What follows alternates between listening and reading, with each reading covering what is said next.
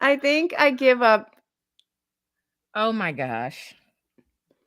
Hello, everybody. Alyssa should not be in charge of anything Oh ever. my gosh.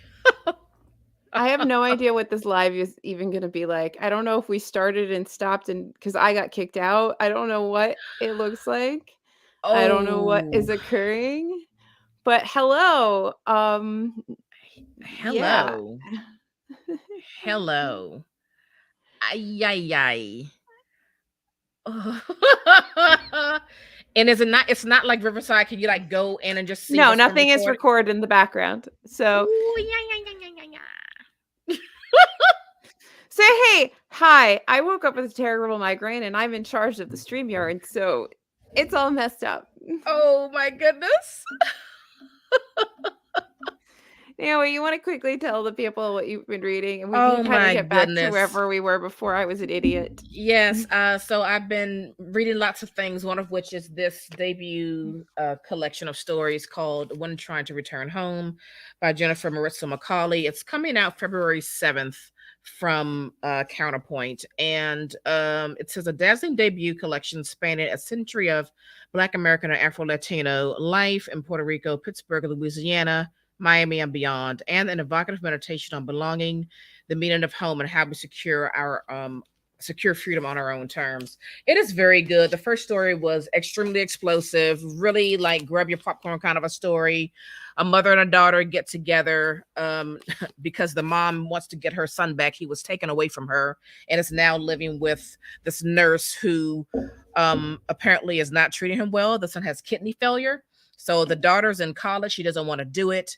She just wants to run, but can't say no to mama. So off they go, and it just gets crazy from there. It's a wild story, and the second story was just as good, and I'm excited to get through the rest of this collection. So February 7th, When Trying to Return Home by Jennifer Maritza Macaulay. Pick it up, and it's very short. It's not even 300 pages.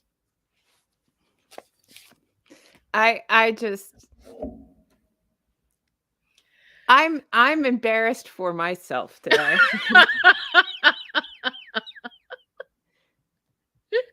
I just don't know how I royally screwed this up this much.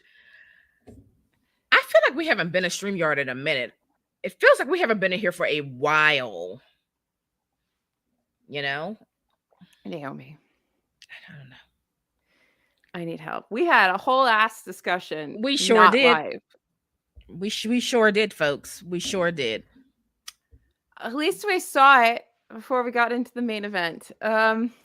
Yeah. Oh my goodness. Yeah. Trying to find a positive. Anyway, so I've been reading several Booker books, including The Seven Moons of Mali Almeida. I am also reading a couple other older Booker books. So my reading's a little heavy. But this was the 2022 Booker winner. We're reading it for DD Reads is Read the Booker. No, a Booker a month, whatever it's called. I don't know how to title it anymore. I don't know anything anymore. Anyway, so we talked about this once already. And so I'm enjoying this story sometimes. And the reason it's not all the time, I feel like, is because I don't understand the context of the setting of this story. It's talking a lot about events that have occurred in Sri Lanka back in like the 80s. And I know nothing about Sri Lankan history.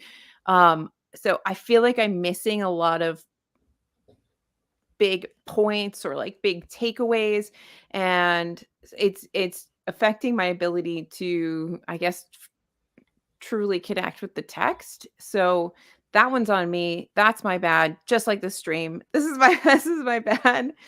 Um but I think when I'm done, because I'm about 60% of the way through, I'm going to do a deep dive and try to watch a whole bunch of reviews and get a little bit more context on the story That should help. before I like solidify a true review or rating or whatever Mm-hmm. of this one. But as of right now, I would not have picked this, even with, I think, my lack of understanding. Obviously, I haven't finished it yet either, but even with my lack of understanding, I don't think I would have picked this one. But we have quite a long ways to go still. We have about 6 more on the long list to read. So, you know, my Yeah. thoughts will continue to change. But I have this feeling that there's a couple other ones on here that for me are going to hit a lot harder and I'm really going to like. But this is the winner. I think The Colony is going to be one. Maps so of I'm, my Maps, I think, oh, is going to hit me. and I want to read that one, but I'm also prepared to be really shaken up by that one. Mm-hmm. Yeah. So yeah, okay. So Naomi, when you're in here, because I can't remember because I'm so rarely the guest and not the host. Yeah. Does it say live in your upper left-hand Yes. corner? Okay, good. So you And I can keep be looking my at it backup now. next time. I can't stop looking at it now. I actually have been reasonably productive considering how I woke up this morning, but I do not have brain cells, so get ready, folks, because we're going to break down a book while I have no brain cells. Oh, it's such a good book. Why don't you tell the people why we're here? So our last book club pick of 2022 was Our Wives Under the Sea by Julia Armfield. And again, another short book that really gives you a lot. And it just, for me, it was absolutely delicious in so many ways. Honestly, it was. I feel like it was a continuation of a theme that was happening for me in 2022, which was books about grief in some way. Mm-hmm. And really just digging deeper into my love of all things sort of gothic in nature. Mm-hmm. So this was just this really beautiful mashup of that. And so like my favorite thing about gothic and my favorite thing about books like this are they leave enough to the imagination. They leave enough for you to be like, what's real, what's not. And that I like that unsettling feeling in a story. I don't need everything to have answers or explanations, but I need the questioning nature of the story to make sense. Like it makes sense in this context for there to be so many moments where you're like, well, was there really something outside of the submarine, or was it psychosis? Is the wife even there? You know, is all this really happening? I like that. I still think you should read that book We Spread. I think it's Ian Reid. It gives a very similar sort of vibe in that nature where like you start to get really dark and spirally and you're like, what's real and what isn't? Yeah. So, but anyway, so you want to give a little summary of this? So there's some context to this discussion. Yeah.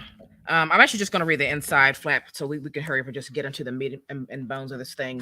So it says, Marie thinks she has got her wife back when Leah finally returns after a deep sea mission that ended in catastrophe. It soon becomes clear, though, that Leah may have come back wrong. Whatever happened in that vessel, whatever it was they were supposed to be studying before they were stranded on the ocean floor, Leah has carried part of it with her on the dry land and into their home. To have the woman to have the woman she loves back should mean a return to normal life, but Marie can feel Leah slipping from her grasp. Memories of what they had before, the jokes they shared, the films they watched, and all small things that made Leah hers only remind Marie of what she stands to lose. Living in the same space but subtly separate, Marie comes to realize that life that they had might be gone. This was it was a very dark read because you know the pages were really just dripping in grief, you know, and also grief in a lot of ways, like grief of losing a parent, like the grief of being in the midst of losing your what you had with your partner and losing your partner, also like grieving control you once had over your body, just a lot of grief in all aspects just dripping from these pages. Mhm. And the body horror was absolutely fantastic in this book. Yeah, it was really, if you can be tasteful, tastefully done. I feel like it was not gratuitous in any way. It was Absolutely. perfectly placed in the story. And I also like how Miri ends up with each chapter. So we go back and forth between Miri dealing with the present and Leah on this submarine. And I like how Mary is not 100% likable at all times. And I like how she's reflecting on so many things, including Mm-hmm. like her own relationship with her mother, with some of her Mm-hmm. friendships, the beginning of this relationship, what's happening now, therapy, like Yeah. there's a lot of stuff in here Yeah. to give like this little horror story, this little gothic horror some meat, which I really liked. Exactly. That's exactly right. There's a lot going on because when she when Mary met Leah, her mother was really just starting to decline, right? Mhm. And so now they're in this marriage, and you don't just stop grieving the loss of a parent overnight. That Mhm. kind of never really goes away, so that's still very much present in her life. And here she is now looking at her wife faced with, I am losing her too. Mhm. I am also losing her. So it's like double down on the grief for her. Um, God, it was just so fantastic. I also, you learn things, right? I also like how each chapter was framed around, what is it, the ocean floor, or like the Yes. 5 layers Yeah, each to the section. ocean. Yeah, each section was a different zone of the ocean. So you're Yeah, going deeper and deeper as the story got like darker and darker. and you felt that. Mhm. You felt that. You really felt that. And there was this one line in here. Um, what would it? Let's see, because it's really relatable for the entire story, really. You wanna Something give like me panic is a misuse of oxygen. Yes. Because with everything that's going on, my goodness, does she have a reason to panic? It is absolutely the unknown. It is absolutely terrifying. And can we talk a bit about this center that Marie is desperately calling all the time, trying to get someone to answer the phone, trying to get some help? Can we just the center? Did it feel What like was it your felt like a scam, didn't it? It did. It felt very nothing really felt real. And like so essentially Leah comes back and she's not herself. She's possibly turning into some sort of sea creature. We Mm-hmm. don't know. Um and this company that sends her to the ocean, the to on this trip, this oceanography trip, they're kind of present until they're not, and then they're almost impossible to get through to. Right. Um, and when I say they're present, it's like they're capable of putting you on hold for long periods of time and making you jump through hoops until they're not even it's not even an ability to reach them. So, Right. I mean, do you I wonder, like, is the center a stand-in for something? Is it a stand-in for therapy? Is it a stand-in for something, some sort of like life buoy in Mm-hmm. this for Mary to help her? I mean, I know that they have couples therapy. So the hardest thing for me with this book is Leah really back? Right. Is Leah even there? Or is this all part of Mary grieving over the Mm-hmm. loss of her relationship on the heels of losing her mother, a mother that she self admits she doesn't even truly like all that much? Right. Um, I mean, she says about her mom, it was very easy to offend my mother, rather in the way that it is very easy to kill an orchid. It often seemed little short of inevitable. I loved her at a distance. I loved her hard and at a distance, which made it easier to do. Experience brief but powerful compulsions to hug her and almost never did. I'm not gonna lie, like the stuff with her mom is incredibly relatable for me. But I just can never figure out if like the center was real. I know that you get these other characters that come in Yeah. and are like, yeah, the center did that with me, and then they stopped, they stopped answering me, et cetera, et cetera. And I never know what's real in this story. And I think that's what's the best, that's what makes it so good. Yeah. But there is something sort of sinister. I mean, obviously there was something, they went to this party, they did all these things, there was interaction. But I kept forgetting what was real and what wasn't while reading it. Right. That makes perfect sense. I don't know what this point is. It's just that No, I mean, it really, the book at points is kind of like a little mind F. You are just really uncertain about everything, just as Miri is uncertain about everything. Yeah.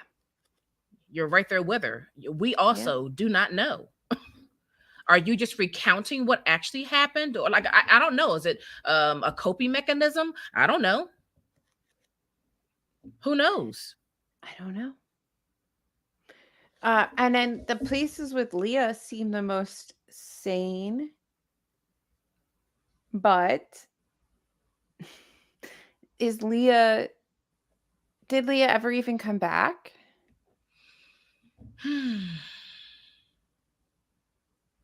Because it seems like even with the friends that Miri has, that one woman that she seems to not like very much. Carol or somebody? No. Yeah. Carmen? It doesn't seem like Carmen. Do they ever see them together after? Like, who sees the two of them together? Maybe the therapist and Yelka? Well, Yelka, who's also grieving. Like, who sees Leah other than Miri? After she returns, just Miri.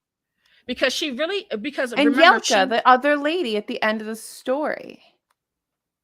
The sister the sister, because Yelka's the one that or whatever, Yelka's sister, Yelka, whoever her name is. I can't remember, okay? Because is it Juna's the sister and Yelka's the one on the Yelka's the one that disappeared. Okay. Because remember, Miri doesn't even tell anyone what's really going on with Leah. She's just kind of given the narrative that, Leah's back from her mission and they're just kind of like not on the same page, right? They're just kind of like not in a great place with it. She's not disclosing all the weird stuff that's happening. Which is why that friend Carmen, she's like, yeah, I know what you mean, because when I was with Tom, I love him, but like, and it's like, honey, no, it's not the same thing. Because I kept trying to figure out if she was really there, if maybe this is all some sort of depiction of just mental illness. Like, does she come back with like terrible PTSD or something like that? And is the center like a psych ward? Like, I had so many thoughts, and I kind of love how I don't have an answer to most of them. But like, I need to know about the teeth. Why is she so obsessed with teeth? So much teeth. There's teeth everywhere. Like, if you keep reading and read. Yeah, there were a few mentions of teeth, and also almost every chapter of Miri's, there's some mention of teeth. Somehow teeth comes out. I don't know if I noted it in the very beginning because it took me a couple chapters to note it, but it would just be like reading through and teeth. My teeth hurt. My teeth this, teeth that, teeth. Why? Yeah. I mean, there's a lot going on here, and also all of the things that Leah was experiencing as she's like changing were, gosh, so just really scary, actually. How could you not be in a panic? Yeah. I don't know. It was so beautifully written. It I don't really know how to was. discuss this book other than to gush about it because it's so it's just a giant question mark in so many ways. Yeah. And there's some beautiful, beautiful lines that just come out. The problem with the relationships between women is that neither of you is automatically the wronged party, which frankly takes a lot of the fun out of an argument. Mm-hmm. Like sometimes she would make me sort of chuckle as she was looking back at her relationship with Leah. You know what else it made me think about there are a few things like when she says, now that she's back, now I'm used to her being back. I can't decide whether to register her presence as relief or invasion. And I just thought about how that is probably relatable for so many people who are in a partnership with someone who is Mhm. on the road or gone most of the time. Mhm. And so although you're with someone, you're living alone most of the time. Or when that person returns, how much it may feel just like that. Like this is your home, but also I feel like you're invading my space because you're not here as much with me as you could be. And I liked her trying to like reckon with that feeling of trying to get close again, because she also like says a lot of things about remembering what they used to do, remembering what they used to say to each other, remembering how they used to feel with one another, like a lot of remembering, back to, Mhm. before times, before she went on this longest mission, and everything came back so differently. I Um, mean, she says to her at some point, "Sometimes I think you prefer it down there." yeah. I had said to her, holding her face in my hands, wondering whether I meant it to sound like a joke or reproach. You go Mm-hmm. so deep, you forget you're supposed to come back. Yeah. Yeah. And that makes sense, right? Because as you're reading about Leah, you see that she really has this like lifelong love with, the ocean. Mhm. She like feels this deep in her spirit. Mhm. It is home for her. It is absolutely home for her. Do you even think that any of this is about the ocean, or does Leah have something, or let me rephrase that. Is this really just a look at a relationship breaking down as one person has a greater passion for something that is outside of their marriage? I thought about that and I'm stuck between She's a mermaid and I'm stuck between Mary just basically losing her crap because she's had too much loss and too much grief. Mhm. Um, and what you're saying. I really don't know. Because I can see how losing a parent and then like losing the ending of your marriage kind of like sends you over the edge emotionally. And I can Yeah. see, you know what I mean? Mhm. Um, so I could see how she may be having a time trying to cope and deal with that and trying to work her way out of it, but I'm just not sure.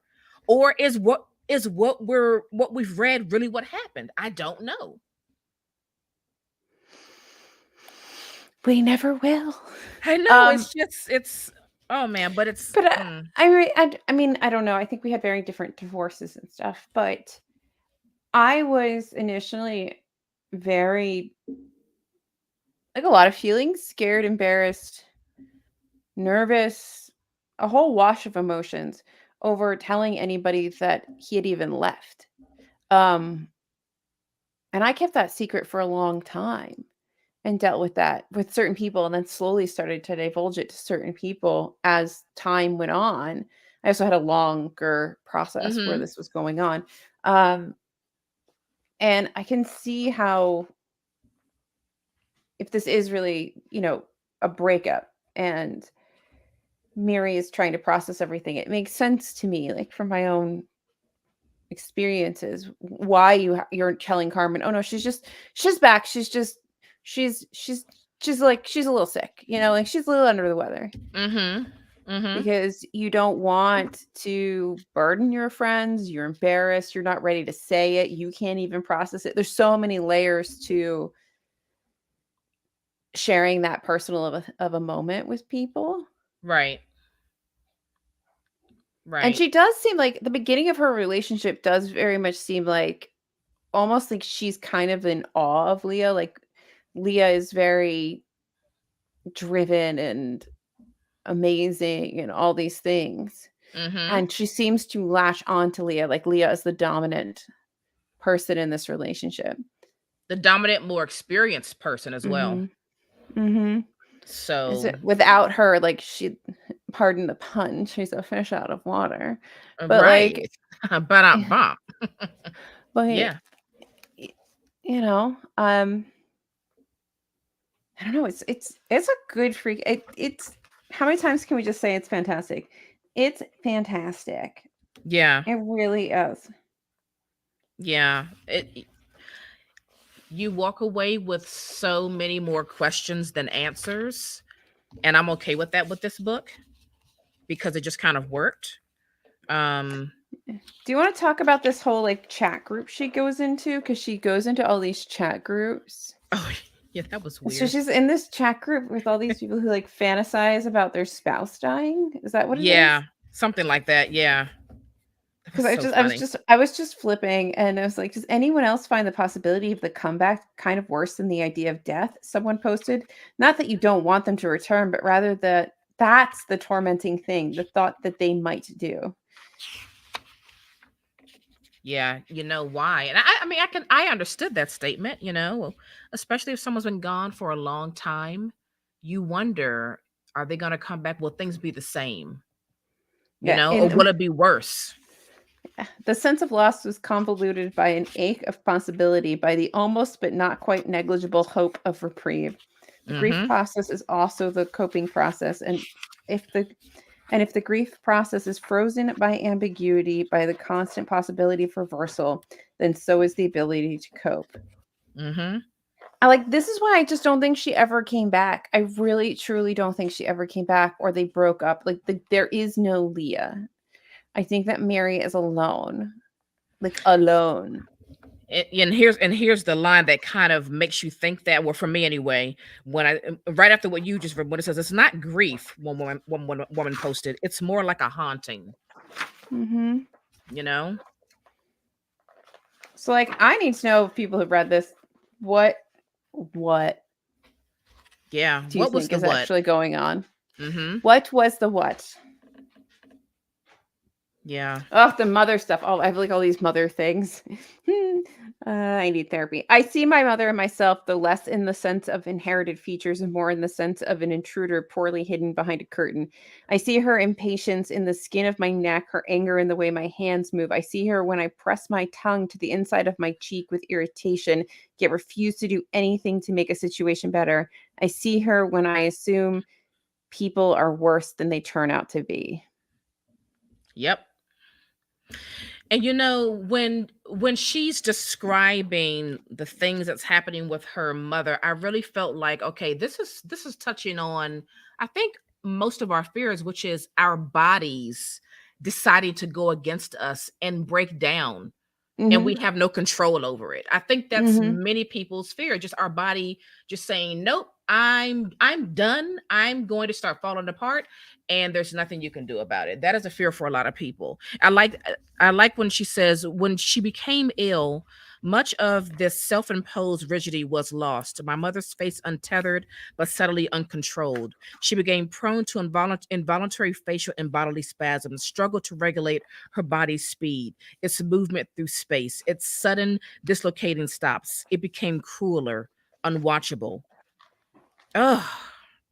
I I also was just like, feel like Leah is her stand-in mom mm, yeah. because she loses her mom like kind of around the time she gains Leah, All right? this is happening so So close together. it's a lot. Oh, I like this one. Now I'm just reading quotes too because I like them.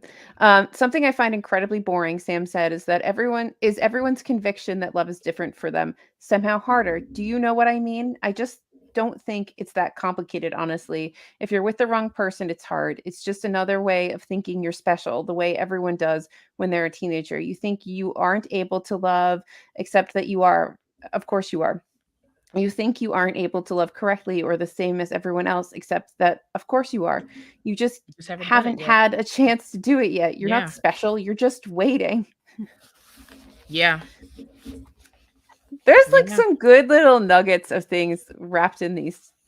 Yeah. And really quickly back to like that fear of just like your body saying enough. And she Mhm. says, when I visit her, her being a mother, when I visit her, I found it increasingly difficult not to imagine the two of us breaking down and turning to dust. I think that it would be really interesting to have you read We Spread, because that also deals with like dementia, but Mm-hmm. you are in the head of the dementia patient, and it's very Mm. unsettling what is real and what is not in Yeah. this like, home for this dementia patient. Um, it's an interesting, and it ramps up kind of like this does nicely. The pacing's really nice, so it like Yeah. ramps up to a good finish. This is my first Julia Armfield. This is her second novel, I guess. First I novel. No, she's got something else. Salt Slow was a story collection. Oh, I'm sorry. Because you're reading all the story collections now. I am Um, gonna read. I want to read that one really I do. badly. I I mean, want to I read more of them. remember when it came out and people loved it. I mean, her writing is just really it's I love the way it's beautiful.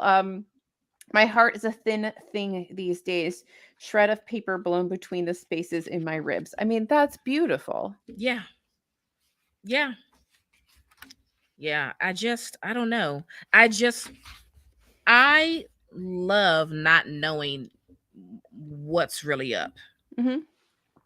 But I do love that there's release, whether it's a literal release or whatever. She gets this release at the end of the story in some way, Mm-hmm. where she baggaged up all the stuff and she's bringing it to the ocean and she lets it back to where it belongs. And I think that that's really beautiful. I think that it's a one, there's a story of potentially of healing, or at least taking steps towards it. It's not all teeth and gothic vibes. If Yeah, there's a little glimmer of hope maybe by the end, that maybe Miri has. I looked at it like it was acceptance. Yeah, but that's all part of the grief process. Yeah, Okay. So this is because Juna or Juana, or however you say her name in Swedish, or whatever she is, where she's from, somewhere yeah, like Scandinavianish. I think Juana says after a pause, the thing about losing someone isn't the loss, but the absence afterwards. Do you know what I mm-hmm. mean? The endlessness of that. She looks sideways at me and sniffs. My friends were sad. People who knew my sister were sad, but everyone moves on after a month. It's all they can manage. It doesn't mean they weren't sad, just that things kept going or something. I don't know. She rolls her shoulders and shakes her head. It's hard when you look up and realize that everyone's moved off and left you in that place by yourself. Like they've all gone on and you're there still, holding on to this person you're supposed to let go of. Let go of them in the water is something I once read. Seems a bit of a joke in the circumstances, but still, something about how living means relinquishing the dead and letting them drop down or fall or sink, letting go of them in the water, you know? Yep, yep.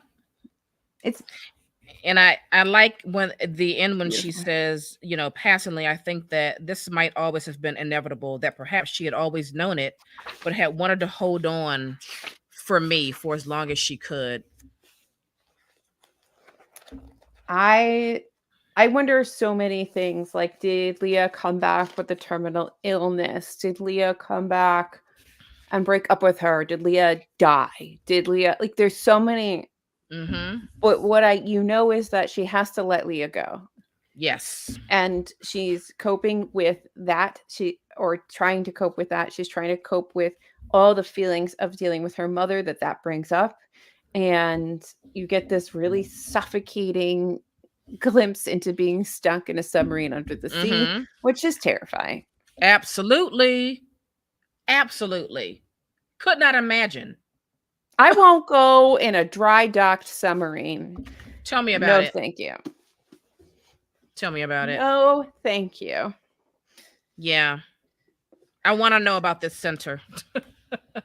I don't know how to answer the center. I don't. And I Yeah. think that's the really interesting thing. Cause like I feel like there were talks about the therapist, her seeing I feel like she said she saw the therapist in person once with Leah when she Mm-hmm. got back. But then the Right. next But time we then, really talk about the therapist, it's a virtual visit and Leah's not there. So because she's like in the water, in the water. she's in Mm-hmm. the like so is what Exactly. I don't know. I feel like this is the kind of thing that you can read over and over again and still never quite understand exactly what has happened. Mm-hmm. Um and it's just filled with like beautiful just passages about grief and coping and love and relationships and mothers and daughters and I I Yeah. was blown away and I'm glad that we waited to the end of the year to read it because I think it was a nice way to punctuate the end of the year. Yeah. I had a little note that I was saying that I don't really know what's going on in this relationship, but it's clear that Leah belongs to the sea, whatever that means. Because I couldn't figure out if she was alive. I just didn't know. But it was very clear that Leah's relationship with the sea was much deeper and much bigger and much stronger than what she had with anything else. And like for me that question is that relationship like a literal relationship with the sea? Is it just a relationship with your job? Is it a relationship with your career? Because those are actually two different things. Is it a relationship, with self and self wants over being in a relationship where you think a little bit more collectively, maybe? Like, I feel like there's so much Mm-hmm. metaphor in this. Or is that the right word? I don't know. I'm trying to be literary. I'm not literary, but But it's all those things could connect, right? She Mhm. could have on this long mission, she could have had the realization that what I desire for myself and what makes me feel whole and full is this work and to Mhm. be, close to this water. And I Mhm. want this more than anything else. This outweighs everything else for me. And I think it almost doesn't matter Leah's story. What matters is how Miri processes loss. That's all That's it the is. that's the point. Is it doesn't matter. It almost doesn't matter what you lose or how you lose it. We all have to go through the process of Accepting it. yeah and Mm-hmm. letting it go into the water. Exactly. God, it was so fantastic. But what's I with would the love to teeth? hear. Oh, well, I don't know. I don't know. This is making me think about this other book that I recently finished, and I had to like go on a deep dive about something that kept reoccurring in that story to figure out what does this mean. So I'm feeling you on that. Like, what is this? What do the teeth symbolize? I don't know what the teeth I just are. want to talk to Julia, and I just want to ask her a lot of questions about everything. It's really good. It was really It's so good. short, and you get through it so quickly. And like I read it a second time, and I had more questions and different questions than I did the first time. And there were things that stood out to me on the second go round that didn't stand out to me the first go round. I think there's a lot to unpick in here, even though it's Mm-hmm. short. Um, there was enough missing from it in terms of like explicitly said things to make it so that you kind of perpetually have questions Yeah. in a very satisfying way. And I think that that is an art. I think that being this is why I like sort of the more gothic leaning horror books because Mm-hmm. there's a skill in leaving the right amount of stuff out to Oh my gosh, allow yes. the reader's brain to fill in holes.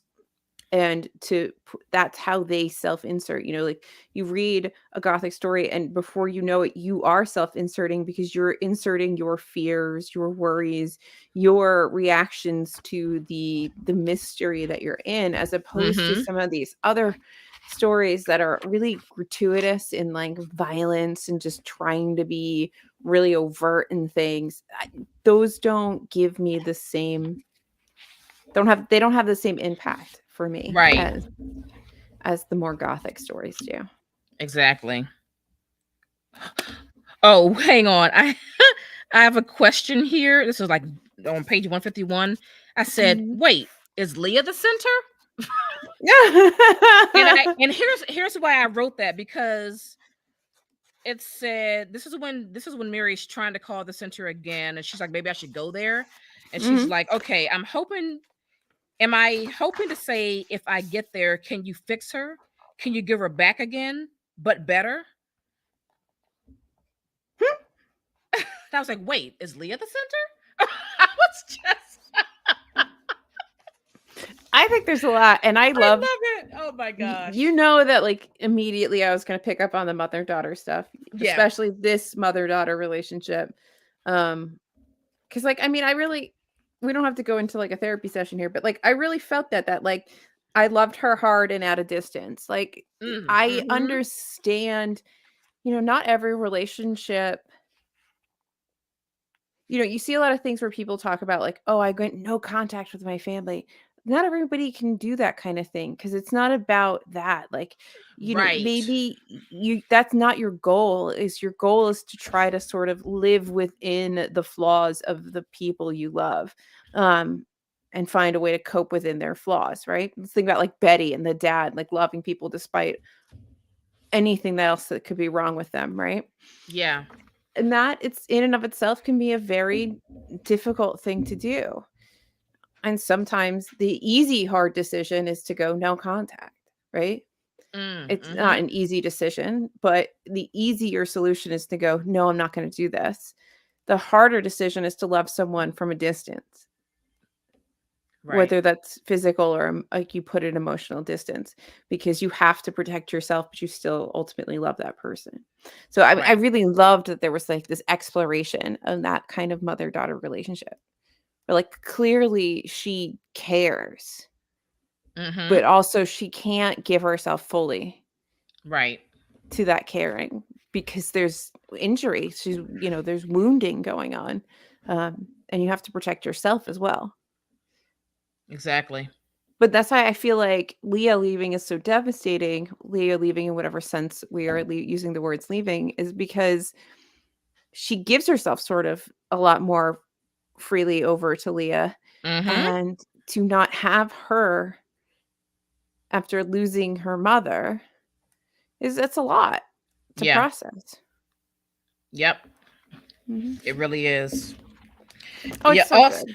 Also, after reading a note on the text at the end of the book, I was like, oh yeah, I'm going to be reading the shipping news like very soon, because she makes a mention of that. Everybody keeps talking about that book. I'm going to have to read it at some point. Yeah, I keep hearing it. You've said it to me twice already. And then I didn't realize this is going to, I hope this doesn't lead to me reading this. But I didn't, the beginning part of this, the beginning quote is a quote from Moby Dick. Alyssa's favorite book in the whole wide world. It's really not. But I was shocked at how beautiful the passages, the two paragraphs they picked were. And it had me for like a nanosecond being like, did I miss something when I was like 17 and they made me read this book? Let's do it. I am not there yet. If I have Gravity's Rainbow on I'll settle down. All right. Calm your tits, okay? I'm calming them. Calm them down. Tits down. Thank you. But yeah, no, I felt bamboozled for a minute. I was like, wait a minute. But that's not a 2023 thing, okay? maybe at some point in my life I will give Moby Dick a second shot and see if with maturity, like a fine wine, Yeah. I have aged into liking Moby Dick. Yeah. I like it. Mm. Well, folks, this was a fantastic read. And if you couldn't gather from this conversation, we highly recommend you read it. It's so short. Just read it. I mean, half of this was just us going, it's so good.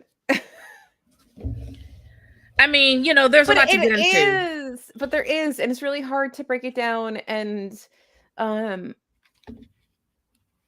feel like I don't really want to spoil the way things go down in the submarine, because I feel like all the Leah chapters are like a really great, like that's the really gothic-y, scary piece of it. And then all of Miri's things are like this more literary millennial exploration of grief and loss and mother-daughter relationships and your girlfriend turning into a mermaid and like all of that. Right. And it's just such a great pairing, because you have this suspense that's weaving through, and then you get these little pockets of like reality, quote unquote, in between, and then you're back to like, what the hell is happening on this submarine? Yeah. Actually, I'm also claustrophobic, so like it really got me. Actually, what tossed me back and forth with thinking, is what we're reading really happening, or is this something else? I would have moments of being in reality when Mary would talk about the telephone bill, how high it is, and the water bill. So it was, I liked being tossed around in that story. I'll probably read it again at some point. Tossed around like you're in the waves in the ocean. Pretty much. Yeah. Pretty much. So read it, folks. Read it. I know that was on a lot of people's list last year. A lot of people really enjoyed it. So we should talk to the author. It's so good. I need to know, woman, what was with the teeth. Like, dear Julia, I need to know. I just want to know what the heck was really going on. What's the center? Right. Is it Leah? What's really going on? Anyway, so that was our last read of 2022. We've got a brand new reading schedule for 2023. Check out our website, tbrlowdown.com, for that, or check it out on Instagram at TBR Lowdown. That's posted there as well. For January, we are also reading a rather maritime book. Yes, we are. Boulder, which centers around a couple of ladies, and one of them is like a cook on a ship. Boom. There you go. Continuity, folks. There you go. Lesbians and maritime lesbians. That's what you come here for. Yes, I'm here for all of that. Yeah. So read with us. All right, recommendation time. All right, I'm gonna I know I already talked about this, and I don't think that episode's even out yet. And I talked to you about how I was currently reading it. Well, spoiler, I read it. And it's so freaking good. So this is The Enigma of Room 622 by Joel Dicker. I don't know how you say umlauts over an E. Okay, I don't know. This book. All right, so it is a mystery. It is a love story. It is a book about writers. It is so good. It's just so good. I don't want to spoil anything for you. I said this once already, so like, wait, you haven't seen that yet because time is funny. But you have this writer who goes to this like Swiss hotel. He checks into the hotel. He gets taken to room 621B. That's how they did it. And so they have 621A, 621B, and 623, right? Okay. There's no 622. And he's like, what the hell's going on with 622? So he runs into another hotel patron, a lady, and they go about trying to figure out what occurred in room 622. There was a murder. They don't really tell you who got murdered, but there was a murder. There was like a whole Swiss banking family that's involved in this whole thing. There's backstabbing in trying to get the presidency of this bank, because it's usually passed down from father to son, and this time around in the past, this is all in the past now, that's not how it plays out. People are backstabbing people are like possibly working for government agencies and like finding out what's going on with like the money that's being invested in this bank. There's romance, there's love triangles, there's cheating, there's all this stuff. And then finally you figure out like who got murdered, why they got murdered. And then you've got to figure out like who did the murdering. It is so wonderfully complex. And then the way it ends, it sort of ties it all together. It is such a good book, and it's such a Naomi book. I truly like, I don't read as much mystery thriller sort of books anymore. And this is the kind of thing that there were so many layers to this. It was perfection. I know he has a couple other books. I'll have to try to find them. Hopefully they're as good, but. Is this the genre that he always writes in? Do you know? Yeah. Okay. I mean, it is so good. Yeah. Like, I don't know what else to tell. It is a master. I can't talk too much about it, like how it all weaves together, but like if you've read it, the way this all weaves together, the way, like, there's a bit of it that maybe like some cynical person will come on here and be like, oh, well, that was like contrite. But like, I really think that it was just, I wasn't like blown away in the sense that I was like, like things started to make sense, but there were enough things that were like, no, he didn't. And then I enjoyed the entire ride. I really did. I put this in my ear holes and I played Potion Permit, and I just let that mystery unfold. I love it. That sounds really good. It's really good. You're making me excited to read that. Well, you need to read it. I hope hey, I'm going to be looking for it when we go out on our little treasure hunt. You ain't going to find it. You never know. It's a brand new book. Oh, well, then I'll be waiting till the end of the year to get it when I have gift cards. It's on Scribd. She won't go on because it's audiobook or ebook, and you ain't going to do that. No, but you said this is a mystery thriller. That's probably something I can just listen to. I don't have to think. Right? I can just let it it's just a mystery thriller. I can listen to that. All right. Yes, you can listen to this. All right. Give the title and the author again. It is The Enigma of Room 622 by Joel Dicker. Umlauts. And the Who knows how to say? Stunning. It is a beautiful book. Yeah, and to make matters worse, because I bought this when we were in Portugal, you will have to get a hardback. Okay. Because it'll be even more expensive. Oh, or I can order from Blackwell's. Yeah. It's beautiful. All right. I am bringing back a 2021 fave. A 2021 fave, and that is Night Bitch by Richard Yoder. My God, I was just talking about Night Bitch because I read this other book that's supposed to be kind of like Night Bitch, and no. I was just talking about it and thinking about it, and then I remembered, wait a minute, this is being picked up, it's going to be adapted for the screen. Yes. And Amy Adams is playing the female lead in this, which excites me because I think she'll pull it off in the way I would like for that character to be, portrayed on screen. So I'm excited. So I'll just read a little bit on the back. An ambitious mother puts her art career on hold to stay at home with her newborn son, but the experience does not match her imagination. 2 years later, she steps into the bathroom for a break from her toddler's demands, only to discover a dense patch of hair on the back of her neck. In the mirror, her canine suddenly looks sharper.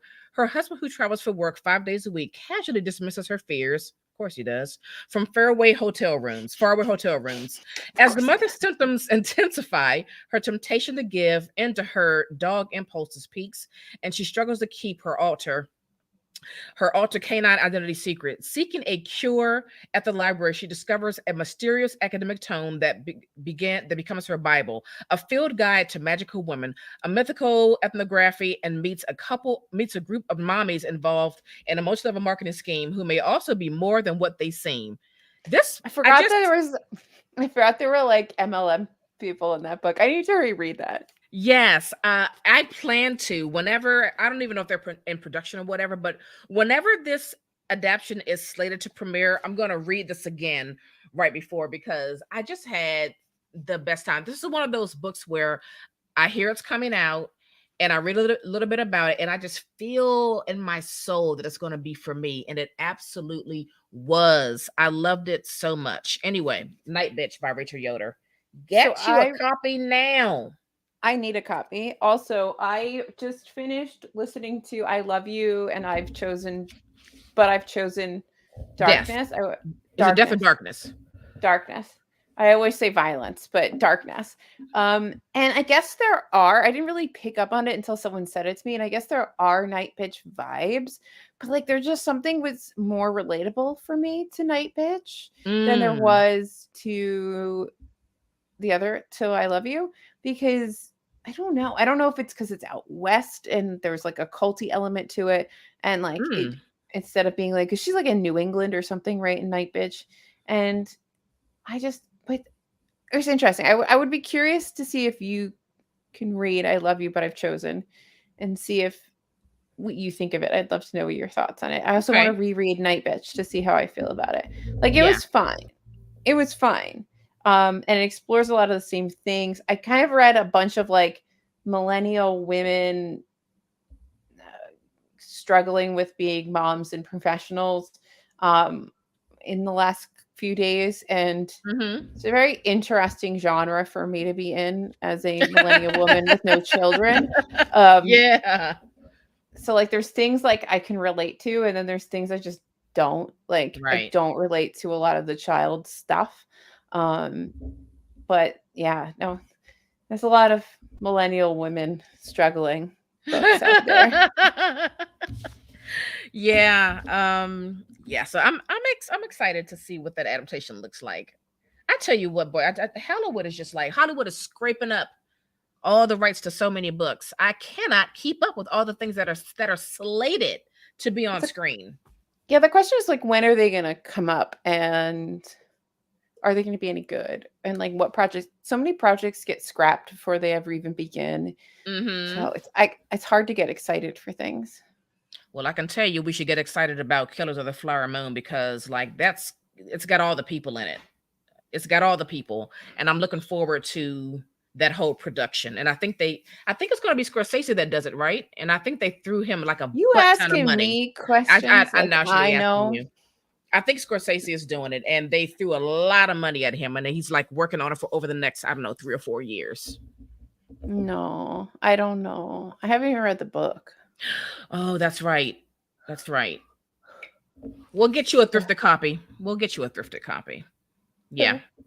Anyway, it's time for us to wrap it up. Yes, it is. Well, I needed help today, and I apologize for being me. It's time to wrap it up. Anyway, follow us on all the social medias at TBR Lowdown. Visit our website, tbrlowdown.com. And, I said all the social medias: TikTok, Twitter, Instagram. Oh, she's pointing Facebook at me because she never remembers. And Facebook. I don't remember Facebook as a thing because I'm not a boomer. But I'll tell you what, it's a good thing as the generation that got Facebook first. Yeah. It's a good thing I checked, or else we would have missed that lovely message from Ainsley Hogarth's parents. That is true. We really do appreciate parental approval. Yes. Anytime parents approve of me, it feels like a win. It does. Yeah. That was a big win. Yeah. Anyway, we're going to wrap this up because, we need to not be doing this anymore. Yes, it's yes. Because there was a bumpy start, and I'm glad that was we so got bumpy. we'll be better next time. I got it. I need to remember where we meet for live. They don't even know. They weren't there for because it wasn't even live. So anyway, we're done. They just know we were late. That's it. That's I was late. It's my fault. I'm stupid. Anyway, I will be less stupid next time. Anyway, happy reading, everybody. All right. Happy reading. We're out of here. Bye. Bye.